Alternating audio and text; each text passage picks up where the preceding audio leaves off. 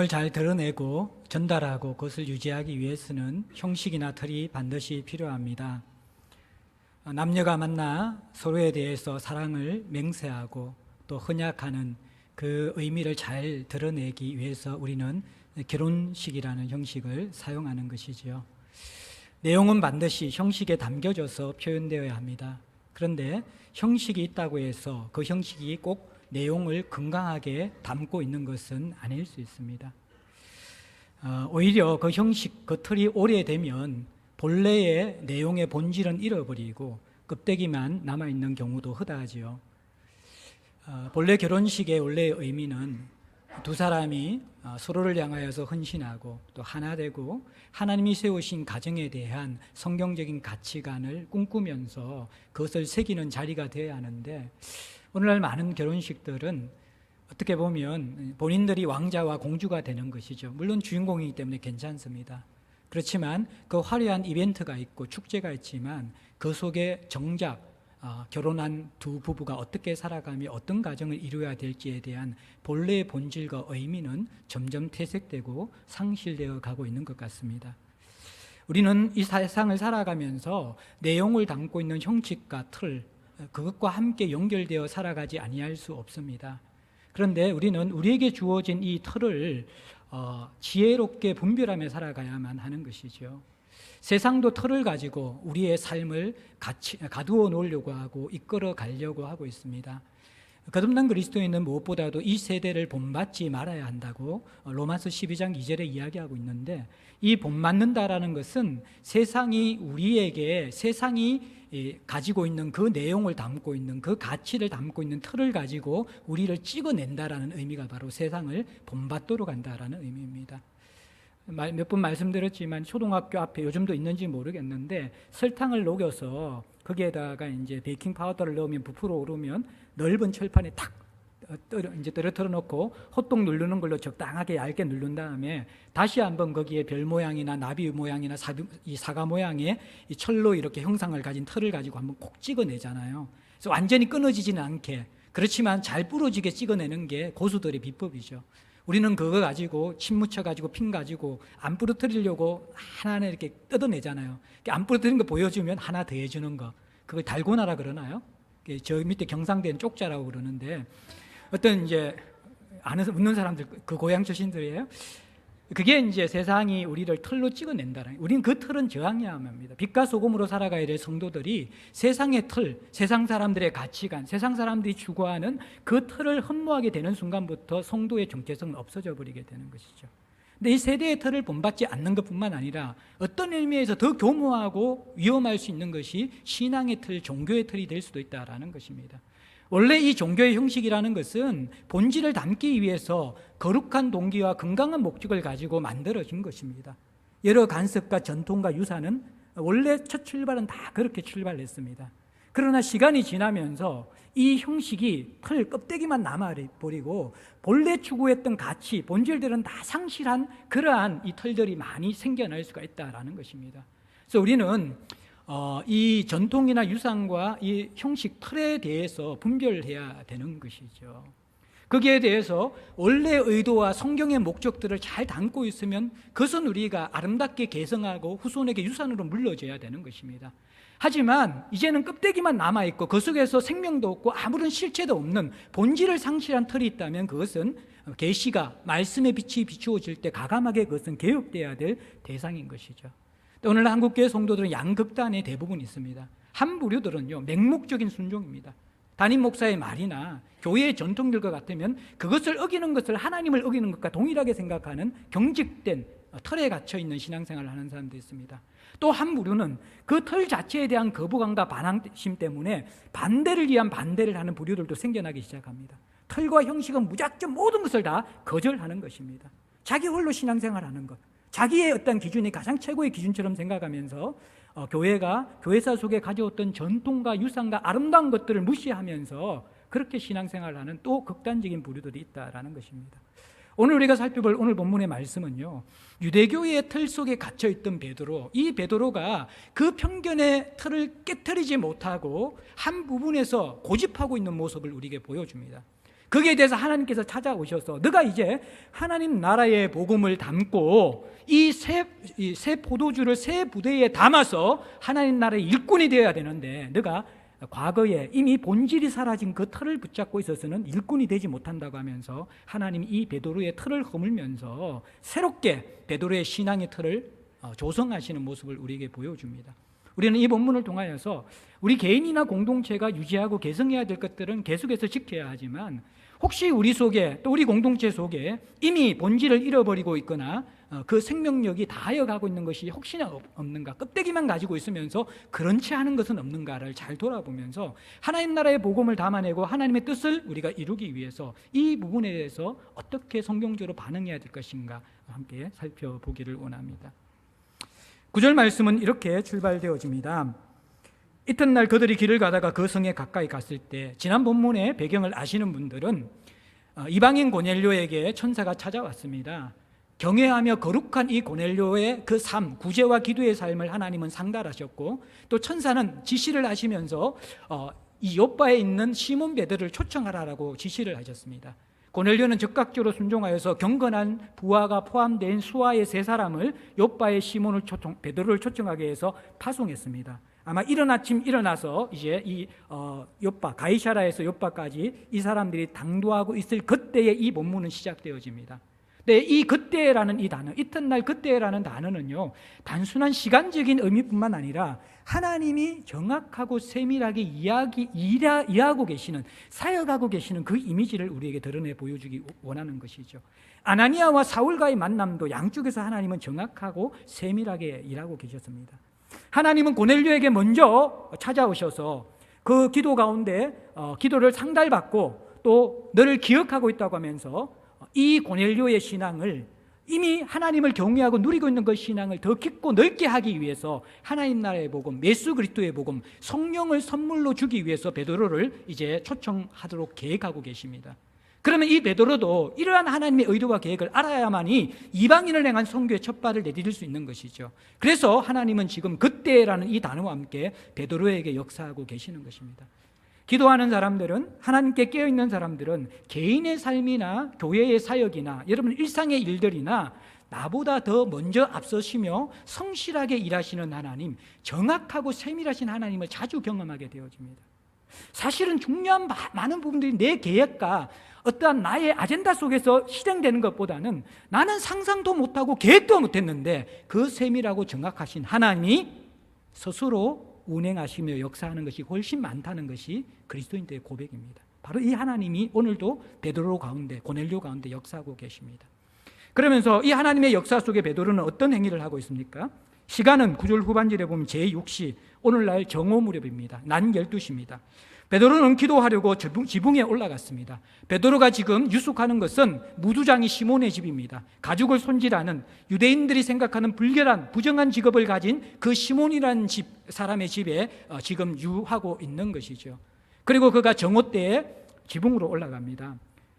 이 정오에 햇볕이 내려쬐는 지붕은 더울 것 같은데 사실은 그 지붕 위에 두꺼운 천막을 쳐놓았기 때문에 그늘이 드리워져서 시원할 수가 있습니다. 뿐만 아니라 시몬의 집은 냄새가 났기 때문에 마을 안에 있지 않고 해변가에 있었기 때문에 바람이 잘 통하는 곳이었습니다. 그래서 이 지붕이야말로 쉼과 안식을 누리기 좋은 그러한 장소였던 것이죠. 그런데 이 베드로는 지붕에 쉬려고 올라간 것이 아니라 기도하러 올라갔다고 이야기합니다. 근데 이 베드로의 모습은 사실 우리가 가만히 보면 이게 무슨, 이 베드로가 지금 굉장히 놀라운 지금 행위를 하고 있는 것입니다. 뭐냐 그러면 부정한 사람이 유하는, 부정한 사람이 있는 부정한 직업을 가진 시몬의 집에 들어가서 유숙하는 것 자체가 유대의 규례, 율법을, 이 틀을 깨는 행위예요. 경계를 뛰어넘는 행위거든요. 유대인들은 장소 자체를 거룩하고 불결한 것으로 구분해 놓았단 말이에요. 성전은 거룩한 것이고 다른 것은 거룩하지 않는 곳이에요. 특별히 부정한 곳, 또 세리나 창녀와 같은 죄인들의 집, 또 이러한 무두장이처럼 뭔가 불결한 것을 만지는 직업들을 가진 곳은 부정한 곳이라고 생각하고 있었어요. 다비다를 살린 이 베드로가 극진한 대접을 받을 수 있었지만 복음 안에서 교제하고 싶어하는 시몬, 그 시몬의 요청을 받아들여 오랫동안 이 집에 유숙하고 있는 것이죠. 털을 한번 허물었죠, 그죠? 장소의 거룩과 부정의 틀을 허물고 지금 있습니다. 그런데 거기에서 더 나아가서 베드로는 지금 가장 거룩한 행위인 기도를 지금 시몬의 집에서 하고 있는 거예요. 그 부정한 곳에서 기도를 드리는 것이 시몬의 모습입니다. 무슨 말입니까? 베드로가 장소의 거룩과 부정의 틀, 유대의 그 편견의 틀들을 지금 깨트리고 있다라는 말입니다. 예, 놀라운 일들이죠. 그런데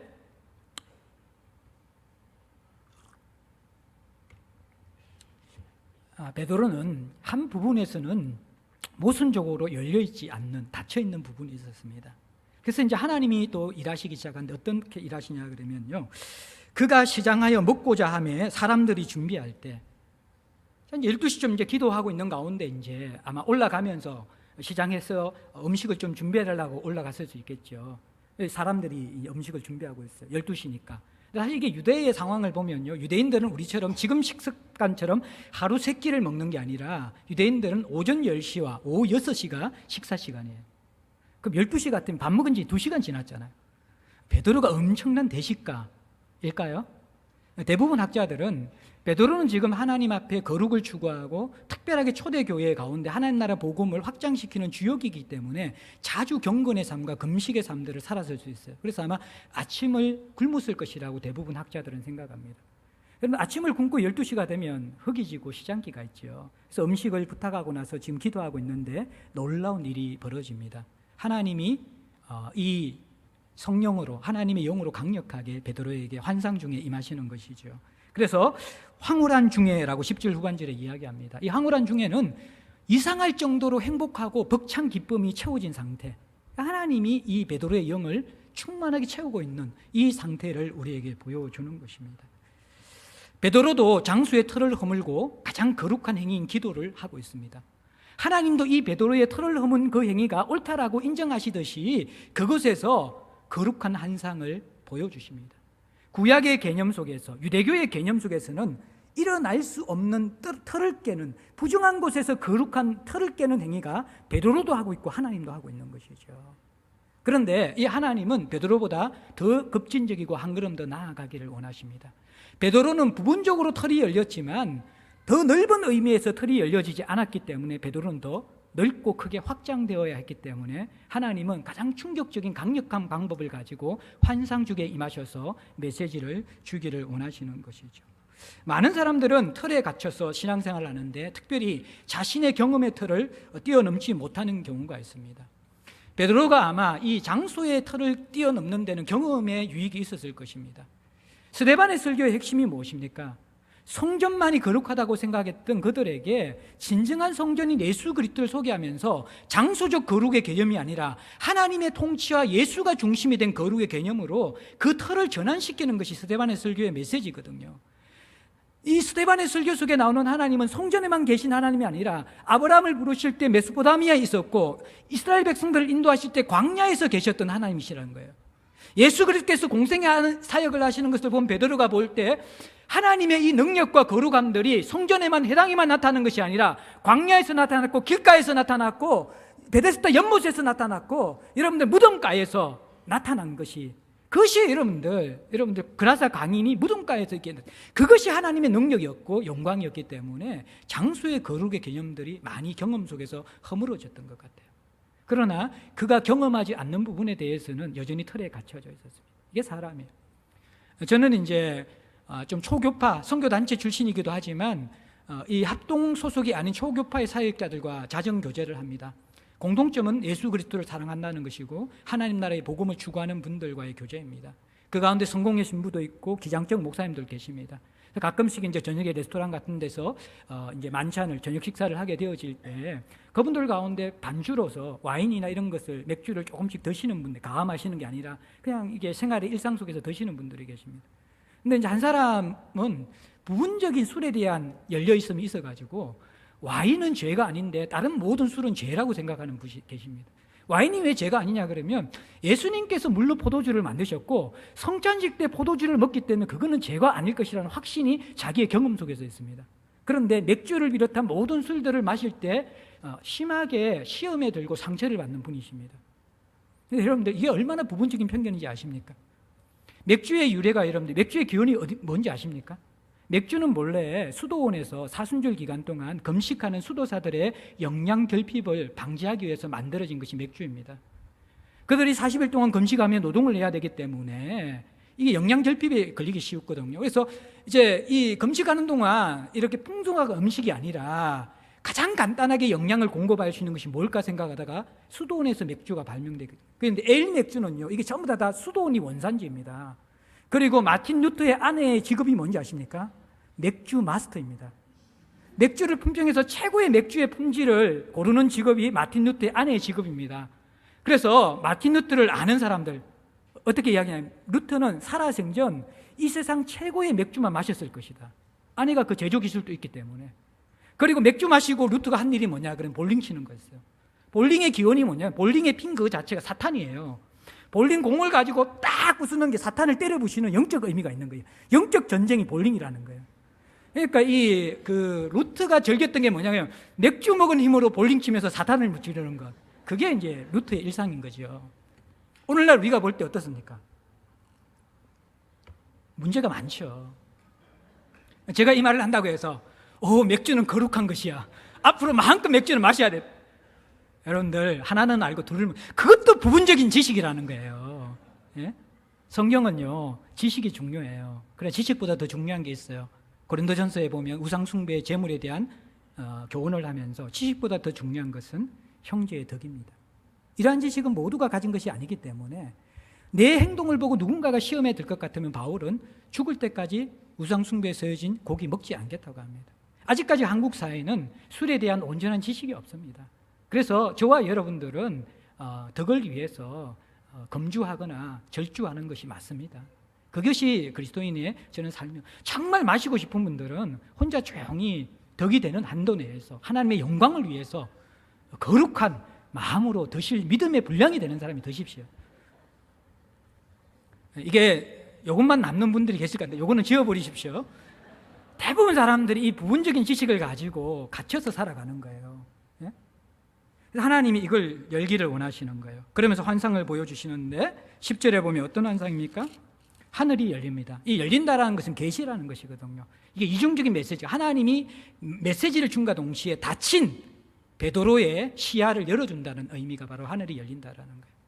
그래서 어떤 환상이 뭐냐 그러면 한 그릇이 하늘로부터 내려와요. 근데 한 그릇이 큰 보자기 같은 모양이라는 거예요. 어떤 그래서 배경학자들은 시몬의 집이 해변가이기 때문에 그 옆에는 배가 정복해 있잖아요. 그러니까 비몽사몽간에 잠을 자는데 이렇게 자는지 뜨는지 모르는데 보니까 배에 돛이 보이잖아요. 그게 그냥 보인 거다, 그렇게 설명해요. 근데 저는 그렇게 생각하지 않아요. 하나님이 큰 그릇 같은 보자기, 그거 환상을 보여주셨는데 이것이 내 기가 이게 달려가지고 줄에 달려서 땅에 이렇게 쭉 쳐지도록, 땅에 데이도록 이렇게 내려온 것이죠. 그것이 엄청나게 큰 거예요.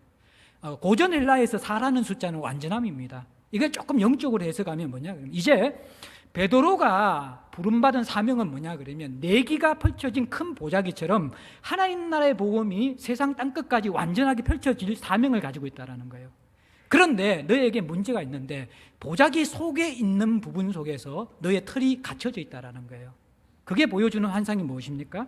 짐승들이 그 안에 있는 거예요. 어떤 짐승이 있습니까? 땅에 있는 각종 네발 간진 짐승과 12절에 보면 공중에 나는 것들, 기는 것들이 있습니다. 유대인들의 사고상 이 세 개의 종류가 존재하는 모든 짐승과 생물체의 대표라는 것입니다. 땅에서 네 발로 기는 것과 땅에서 네 발로 걸어다니는 것과 기어다니는 것들, 발없이 기어다니는 것과 그리고 하늘을 날아다니는 이 모든 것들이 존재하는 모든 생물이라는 거예요. 목사님, 물고기는요? 저한테 묻지 말고 유대교인들에게 물어보세요. 그 전체를 다 사실은 포함하는 그 세 가지가 대표적인 거예요.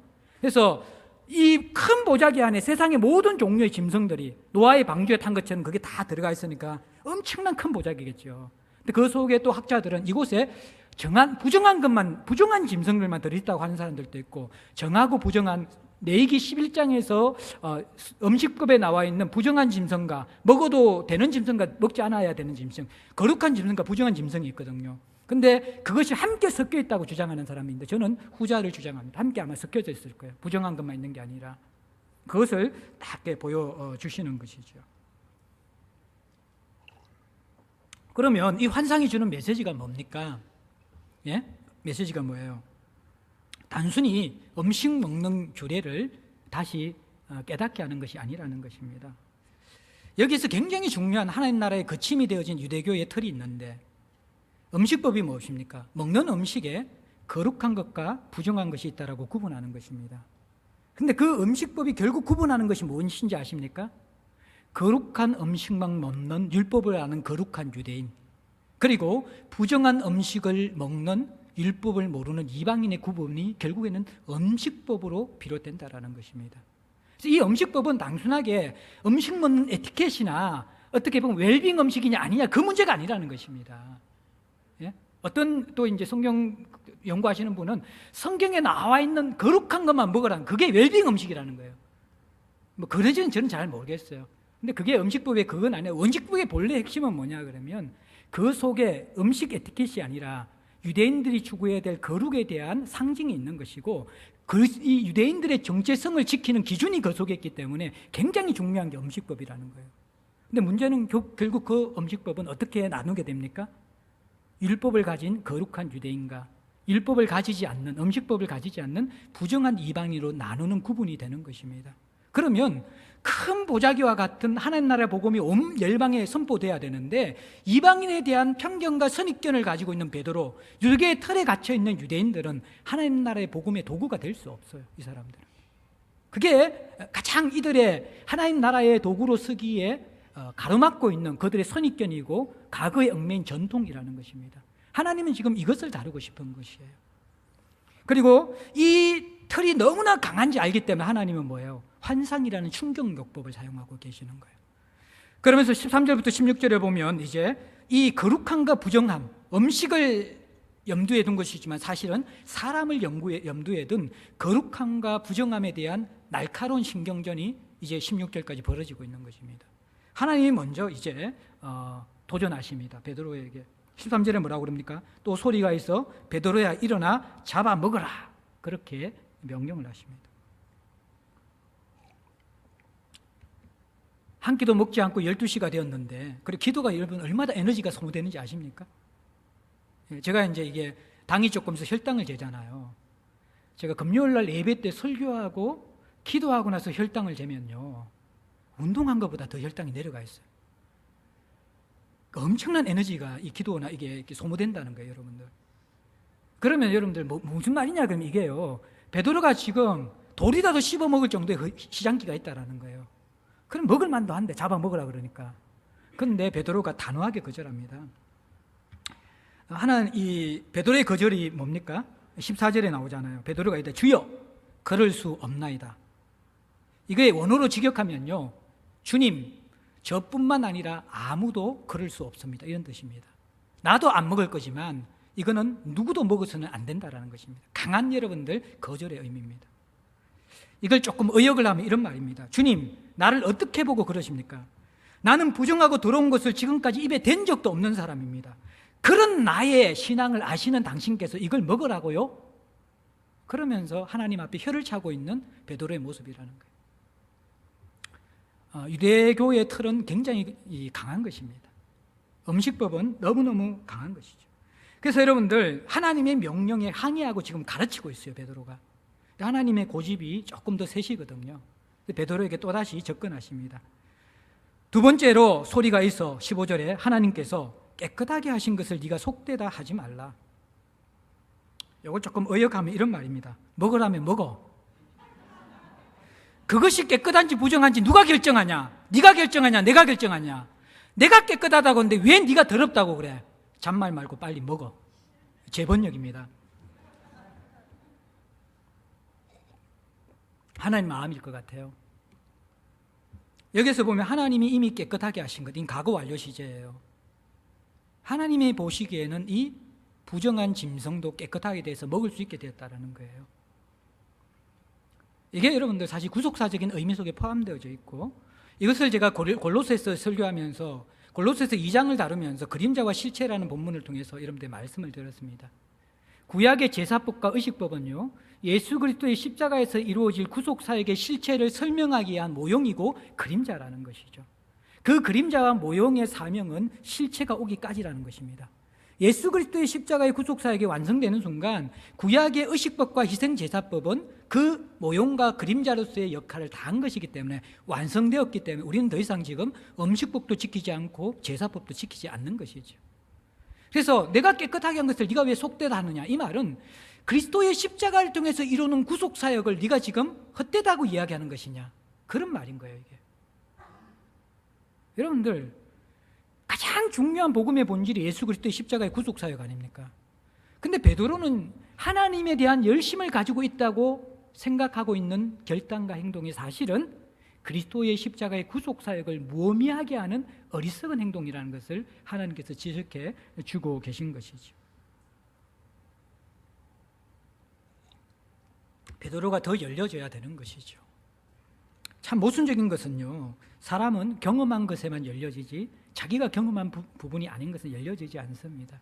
제가 이 말씀을 깊이 묵상하면서 좀 느껴지고 또 깨달아지는 게 뭐냐 그러면, 아까 말씀드린 것처럼 베드로는 장소의 거룩함과 불결함의 개념들은 공생의 사역을 통해서 많이 좀 깨어졌을 것입니다.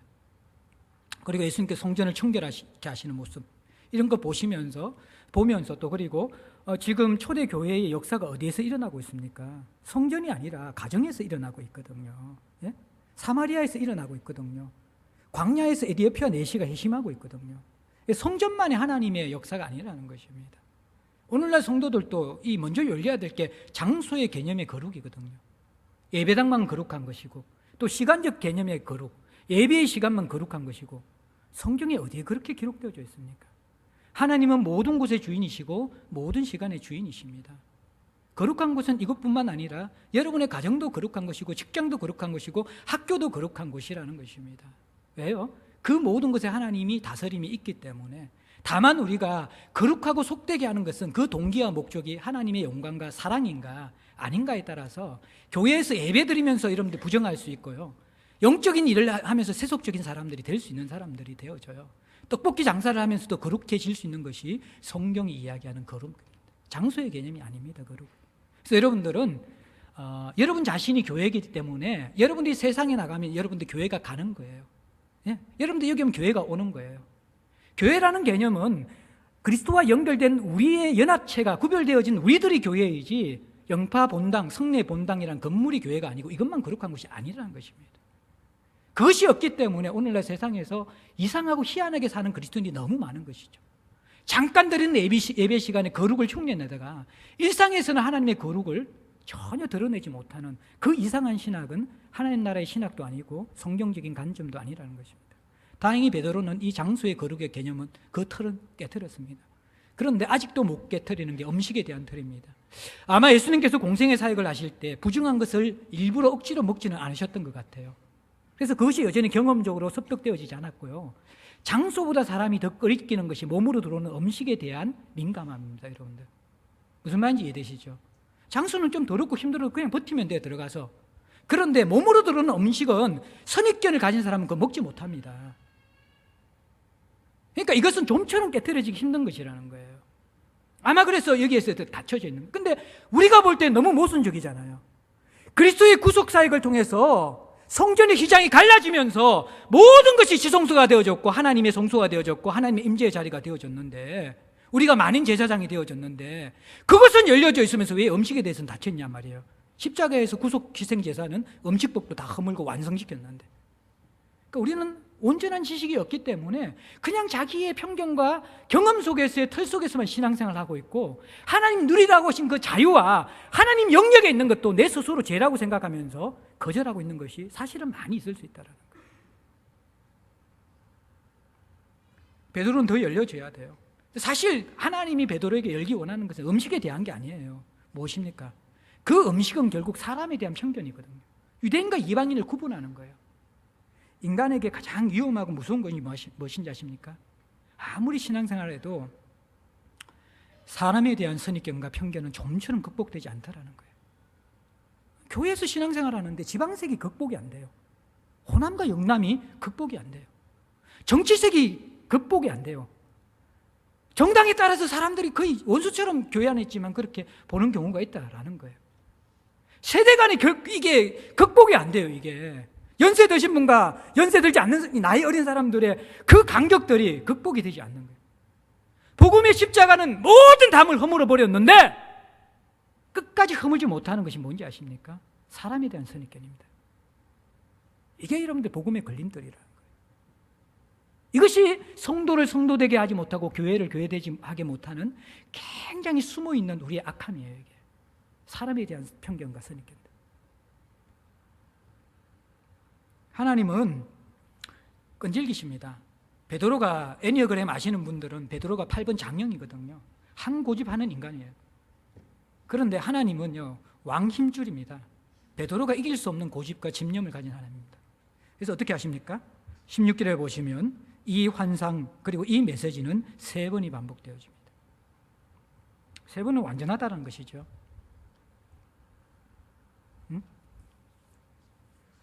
팽팽한 신경전이 지금 지속되고 있다는 거예요. 틀에 갇힌 베드로는 곧 죽어도 자기가 잘못됐다고 생각하지도 않고 또 이 메시지의 본래 의미를 알아듣지 못합니다. 틀에 갇혀 있는 사람들은요, 객관적인 대화가 안 됩니다. 그 메시지를 알아듣는데 오랜 시간이 걸립니다. 그 틀에서 벗어날 때 그것이 보입니다. 그 안에 갇혀 있을 때는 잘 보이지 않습니다. 그리고 왕고집이거든요. 열심히 특심하잖아요. 유대교의 그 간섭 속에서 자기의 열정과 살아왔던, 이것이 옳다라고 살아왔던 그 틀을 나이가 들면 들수록 그 허물기 힘든 것입니다. 비성경적일지라도 신적 권위가 지금 개입하는데도 베드로는 저항하고 있는 것이죠. 이게 사람의 인생 속에 경험된 익숙한 틀의 힘이라는 것입니다. 이거 안 벗겨집니다. 그런데 하나님은 더 고집스럽지요. 베드로를 더 크고 더 넓게 열고자 하십니다. 그래야지 하나님 나라 복음이 베드로를 통해서 흘러가기 때문입니다. 제가 본문의 내용은 조금 빨리 마쳤고 이제 좀 결론 부분에서 그동안 제가 마음에 담고 있던 이야기를 여러분과 좀 나누려고 합니다. 이제 우리 성찬식이 있어서 길게는 못 나눌 것 같고요. 조금 뭐 계속해서 나눌 것이지만 아주 이제 좀 본질적이고 중요한 부분만 몇 가지 나누려고 합니다. 틀을 허무는 것은 너무 힘듭니다. 제.A. 알렉산더라는 학자는 심지어 신적인 권위조차도 편견과 습관의 힘을 깨기 충분하지 않다고 했습니다. 베드로는 말씀을 깊이 알고 있었고 기도하는 사람이었고 성령 충만한 사람이었지만 자기의 경험의 틀 속에만 갇혀 있는 사람이었습니다. 우리도 다 그러합니다. 그런데 종교개혁 500주년이 올해 있죠. 켈빈이 늘 이런 이야기를 했습니다. 날마다 개혁되지 않는 교회는 교회가 될 수 없다라고 이야기했습니다. 잠시만이라도 우리는 변화를 중단하고 이대로가 좋다고 안정을 추구하기 시작하는 순간 교회는 병들기 시작할 것이고 교회는 본래의 모습을 잃어가기 시작할 것입니다. 제자들 교회에 제가 온 지 6년째입니다. 30년 동안 제자들 교회는 여러 변화가 있었지만 큰 변화들은 담임 목사에 바뀌어지는 변화였습니다. 제가 3대째로 왔고 그 가운데 너무나 감사한 것은 대부분 이 리더십의 교체 속에서 교회가 무너지고 이전에 아름다운 전통과 유산이 다 훼손되는 경우가 많이 있는데 감사하게도 이 3대째 이어지는 28년 동안의 역사 가운데 대부분의 아름다운 이 유산과 이 우리 공동체의 전통들이 개성되고 있고요. 그리고 아픔과 힘듦은 있었지만 하나님의 은혜로 잘 견뎌내고 있는 것 같습니다. 여러분들 6년 동안 5년 넘게 너무너무 많이 고생하셨고 힘들었을 것이라고 생각합니다. 왜냐 그러면요, 외적인 변화가 없더라도 리더십의 변화 그 자체가 매주마다 여러분들이 저를 대하는 때 그것 자체가 가장 큰 변화입니다. 그래서 틀린 것이 아니라 다르기 때문에 그 메시지에 적용하고 제 스타일에 적응하고 또 제 인격에 적응하는 것 쉽지 않을 것이고 많이 참아주셨고 많이 기다려주셨고 또 많이 함께해 주신 것, 그 여러분의 건강성이 오늘날 지금의 제자들 교회를 만들었다고 생각합니다. 뿐만 아니라 저 역시 쉽지는 않았습니다. 아버지라고 왔는데 왠지 아닌 것 같은 가슴앓이를 오랫동안 하면서 하나님 앞에서 오히려 건육이 찢어지고 또 하나님 앞에서 다듬어지면서 오히려 합력하여 저를 다듬어 가시고 이루어 가시고 여러분을 알아가게 하시는 하나님의 손길을 깊이 경험했습니다. 6년째 되면서 저 혼자 생각인지 모르겠지만 조금은 안정을 찾아가는 것 같습니다. 그런데 제가 영골 안식월을 가게 된 중요한 이유는 이전에 갔으면 제가 쉬고 싶은 마음과 사역을 계속할 수 있을까라는 마음속에서 갔을 것입니다. 그런데 이번에 간 영골의 가장 중요한 목적은 하나님 과연 이 교회를 어떻게 인도하기 원하십니까? 교회의 목적은 안정이 아니라 하나님의 사명을 이루는 것인데 어떻게 해야 됩니까? 라는 그 질문을 가지고 저는 시간을 가졌습니다. 그리고 나서 이제 지난주에 설문조사를 했습니다. 많은 성도들이 궁금함을 가지고 있습니다. 제자들 교회 역사상 처음 있는 대대적인 설문조사. 또 타교에 계셨던 분들도 이런 설문조사를 한 적이 거의 없었을 것입니다. 어떤 분들은 두 가지 반응인데 어떤 분들은 신선하고 좋다. 교회가 무엇을 시도할 때 성도들과 함께 가는 모습이 참 참신하다 라고 피드백을 해주신 분도 계십니다. 또 어떤 분들은 갑작스럽게 설문조사를 하는 거 보니까 깊은 의도가 도사려 있는 것이 아닌가 라고 그렇게 질문을 하시는 분들이 계십니다. 교회가 지금 망하고 있는가? 성도들이 자꾸 빠져나가고 있어서 담임 목사가 안달이 나서 지금 뭔가 새로운 일을 시도하는가? 라고 질문하시는 분들도 계시고, 드디어 담임 목사가 칼을 빼면서 자기의 목회를 하기 위해서 이 설문조사를 이용하려고 할 것이다 라고 개심치레한 눈빛으로 잠시 보시는 느낌도 없지 않아 있었을 것입니다. 제 착각일 수도 있는데, 근데 제가 여러분들에게 같이 나누기를 원하는 설문조사의 목적은 첫 번째는 여러분들을 알기 위해서입니다. 목양이라는 것은요, 사역자가 성도의 속마음을 알아야 되고요, 성도가 사역자의 속마음을 알아야 됩니다. 한국교회가 잃어버린 것이요, 서로에 대한 신뢰를 잃어버렸습니다. 그리고 서로의 깊은 속마음을 알지 못하고 닫아버렸습니다. 얼마나 이것이 큰 손실인지 모른다는 거예요. 제 나름대로 선교단체에서 사람 만나는 일이 천직이고 또 그것이 제 사명이라고 생각했기 때문에 일주일에 설교를 2번씩 준비하면서 뼈가 부서지도록 1:1 양육을 하고 사람들을 만나는 삶을 지금까지 하고 있습니다. 제 시간이 거의 개인 시간이 없을 정도로 저는 그렇게 살아감에도 불구하고 5년 동안 열심히 만나도 아직도 한 번도 여러분과 식사 교제하고 차 한잔하지 못한 사람들이 많을 것입니다. 제가 여러분들의 깊은 속마음을 모릅니다. 최근에 40대 가장 두 사람을 만나면서 인생의 낭떠러지에서 건강하고 재정이 있을 때 교회를 그렇게 열심히 섬겼는데 이제 인생의 기로에서 그 모든 결정을 혼자 짐을 지고 있는 지체를 보았습니다. 감사하게도 공동체에 대한 원망과 불만은 없었습니다. 그러나 제 마음에는 아려움이 있었습니다. 왜 교회인데 우리는 저들의 아픔을 함께하지 못하고 같이 가지 못하는가? 이것이 오늘날 교회의 현실입니다. 사역자는 성도들의 속마음을 알아야 되고요, 성도들도 사역자의 속마음을 알아야 됩니다. 서로가 사랑과 신뢰가 없는 데서 절대로 목양과 인격적인 성숙은 일어나지 않기 때문입니다. 한 사람 한 사람 다 만나보면서 여러분들의 필요를 듣는 것이 그것이 가장 올바른 방법인 줄 알지만요, 차선으로 너무 거칠고 부족하지만 설문조사를 하면서라도 여러분들을 좀 알기 원하고 또 그것을 시점으로 계속 알아가기를 원하는 것이 솔직하게 설문조사한 첫 번째 동기입니다. 두 번째, 의도가 있냐고요? 예, 의도가 있습니다. 의도가 없는 리더가 어디 있습니까? 의도는 모든 것이, 저는 의도를 가지고 교회에 왔고 의도를 가지고 사역하고 있습니다. 다만 그 의도가 어떤 동기와 어떤 목적인가가 중요한 것이겠죠.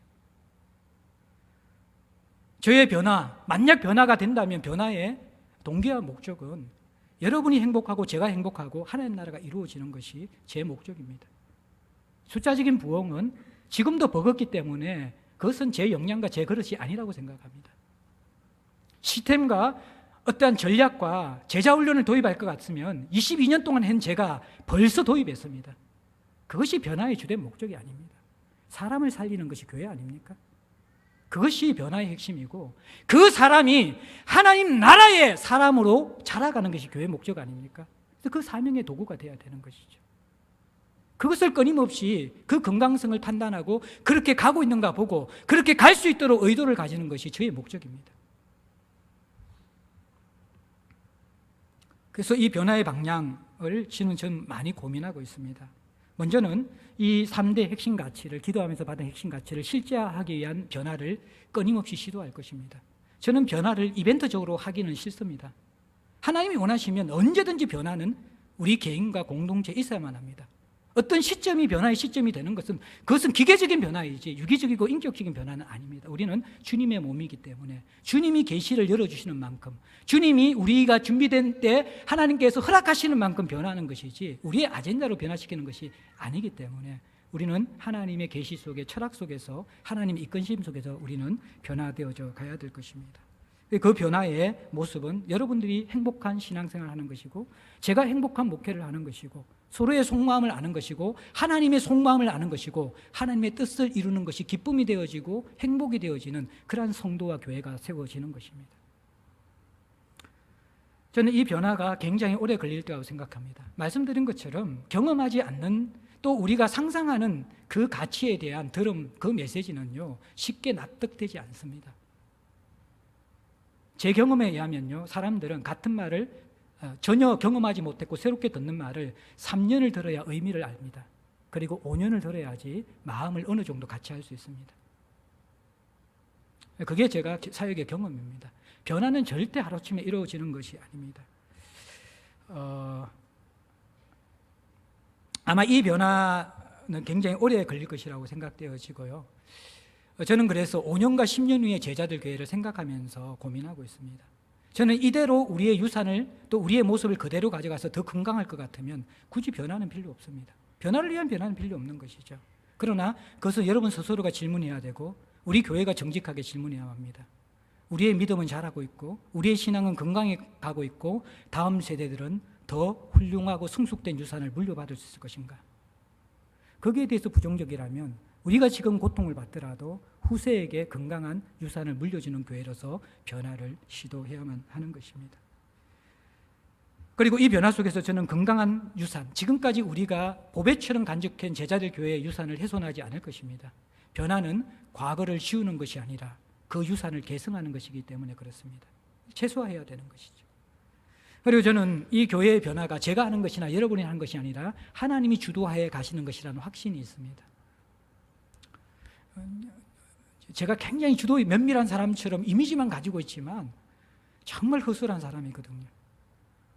이번에 나들목교회 김영국 목사를 데리고 온 것, 목사님의 숨은 아젠다 아니냐, 모든 그림 속에서의 치밀한 계획 아니냐. 사역자회의에서 원래 수련의 강사는 김영국 목사님이 아니었습니다. 컨택하고 2위, 3위 안 되어가지고 마지막 당회에서 의논을 했습니다. 제 풀에서는 더 이상 모실 분이 없습니다. 이야기할 때 그때 한 장로님이 5년 전에 어떤 그 목사님의 사역이 정말 건강한지, 어떻게 되어가고 있는지 듣고 싶다, 모셨으면 좋겠다. 그 장로님의 요청으로 나들목교회 목사님이 오셨습니다.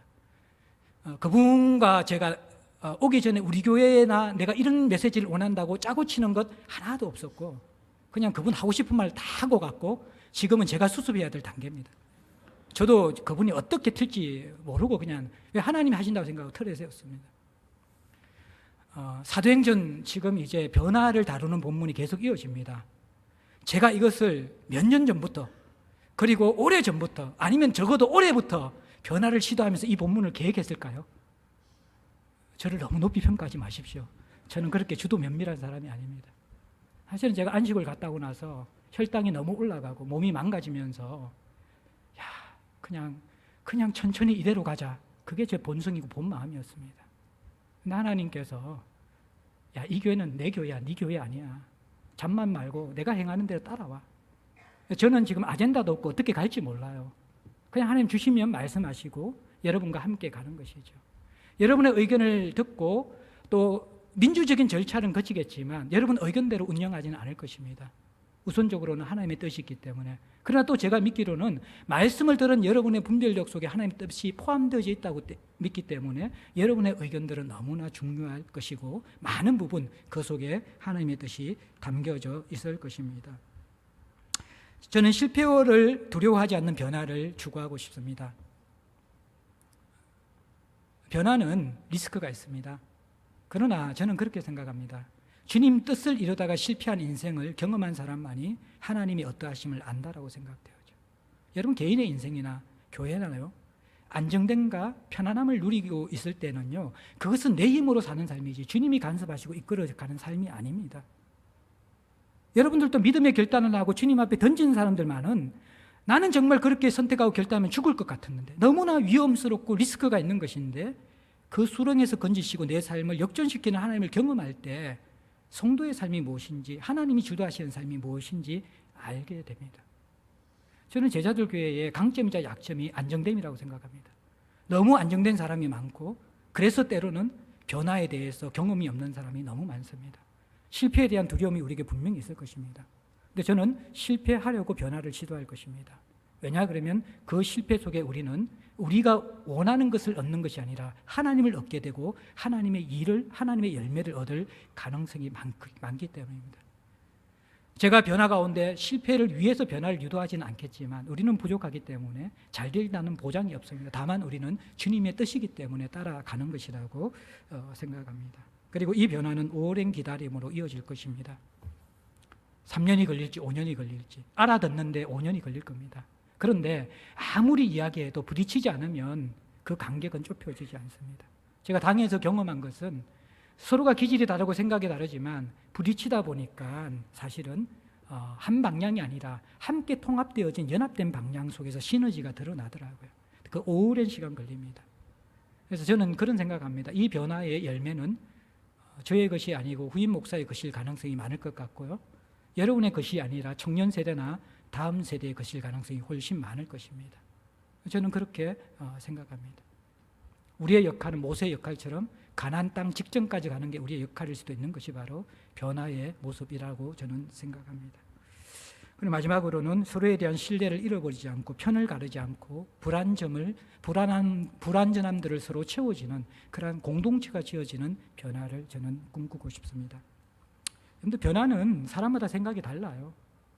이번에 설문조사 했는데 여러분들 나중에 이거 꽁수처럼 필요한 것만 사용하지 않을 거예요. 대부분 여러분들 다 오픈하고 함께 공유할 것입니다. 네? 기질에 따라서 어떤 사람들은 급진적이고 총체적인 변화를 원하는 사람이 있고 부분적이고 점진적인 변화를 원하는 사람이 있고 아무것도 변화되는 걸 싫어하는 사람들도 있습니다. 근데 그것은 틀린 것이 아니라 다른 것입니다. 교회가 변화 때마다 내 편과 내 의견에 따르지 않으면 편을 가르는 것, 그것은 굉장히 미성숙한 것이고 잘못된 변화의 모습입니다. 우리는 유기체이기 때문에 가족이라는 것은 서로의 다양성과 있는 모습 그대로를 안고 변화하는 것이지 기계처럼 뜯어 맞추어서 변하는 것이 될 수 없습니다. 다만 우리가 따라가든지 안 따라가든지 서로에 대한 신뢰와 존경은 잃지 아니하고 그 속에 우리의 경험과 우리의 한계와 우리의 판단을 뛰어넘는 하나님이 변화시킨다는 그 믿음의 역사를 가지면서 하나님으로부터 나오지 않은 것은 실패할 것이고 하나님께서 나온 것은 우리가 아무리 반대해도 될 것입니다. 그 믿음을 가지고 우리가 서로를 신뢰하고 기다려줘야 됩니다. 다 완전하지 않기 때문에 사랑 안에서 진리를 말해 주십시오. 여러분들이 언제든지 저에게 찾아오시고 당회원들에게 찾아오시고 사역자에게 찾아오셔서 여러분들의 생각과 마음들을 적극적으로 오픈해 주십시오. 서로가 신뢰하며 의사소통을 해야만 합니다. 그리고 가장 중요한 것은요, 이 변화 가운데 하나님의 뜻이 우선이 되고 말씀과 기도가 중심이 되어져야만 합니다. 저는 변화하면서 대부분의 사람들이 하나님 앞에 깨어있고 말씀과 기도로 채워지지 않고 판단하는 것들은 그 변화가 내게 유익이 되는가 불편한가, 그것이 가장 강한 기준이라는 것을 볼 수 있습니다. 사람들이 분노와 액션이 가장 강렬할 때가 언제인지 아십니까? 정말 옳은 대의를 이야기할 때 움직이는 것이 아닙니다. 작은 것이지만 자기 자신이나 자기 자녀에게 불편함이 있을 때는 용사가 되고 투사가 되는 것이 사람들의 본성입니다. 이 변화도 여러분들 그렇게 반응하면 안 된다라는 거예요. 인간이기 때문에 그럴 수밖에 없지만 내 불편함과 내 희생이 아니라 하나님의 뜻이 이루어지는가 아닌가에 대한 정직한 동기가 없으면요, 이 변화의 과정 속에서 우리는 얻는 것보다 더 큰 상처와 분열을 얻게 될 것입니다. 그래서 우리는 두려움을 가지고, 그러나 주님의 몸이라는 생각을 가지고 어떻게 언제 타이밍과 그 변화의 양들은 우리가 조절할 수 있는 것이 아닙니다. 하나님이 이끄시면서 우리가 함께 걸어가야만 되는 것입니다. 그래서 이 변화의 과정 속에서 저와 여러분들이 서로의 속마음을 아는 시간이 되기를 원하고 하나님의 뜻이 더 분별되는 시간이 되기를 원하고 우리가 성령 안에서 하나로 연결되는 시간이 되기를 원하고 우리의 유산에 대해서 감사하는 시간이 되기를 원하고 하나님이 우리에게 주시고 계신 선물에 대해서 기대하는 시간이 되기를 원하고 그 가운데 가슴 벅찬 희망과 꿈을 가진 사람들이 일어나는 시간이 되기를 원하고 스스로 그 꿈에 헌신하여서 하나님을 향하여서 달려나갈 수 있는 동력자들이 세워지는 그러한 변화의 시간이 되기를 원합니다. 그리고 그 과정 가운데 때로는 늦게 가고 때로는 주저앉아 있고 때로는 반대로 갈지라도 그것이 우리의 틀림이 아니라 다름이기 때문에 그쪽을 한 번 더 보고 더 넓게 보고 더 깊이 보면서 우리가 한 영혼이라도 할 수 있으면 놓치지 아니하고 상하게 하지 아니하고 함께 이 길을 걸어갈 수 있는 그러한 하나님의 인도를 구하고 있습니다. 여러분들에게 기도를 부탁드립니다. 우리가 찬송가 305장 드리면서 성찬의 식을 주님 앞에 거행하겠습니다. 나 같은 죄인 살리신 찬양 같이 드리겠습니다.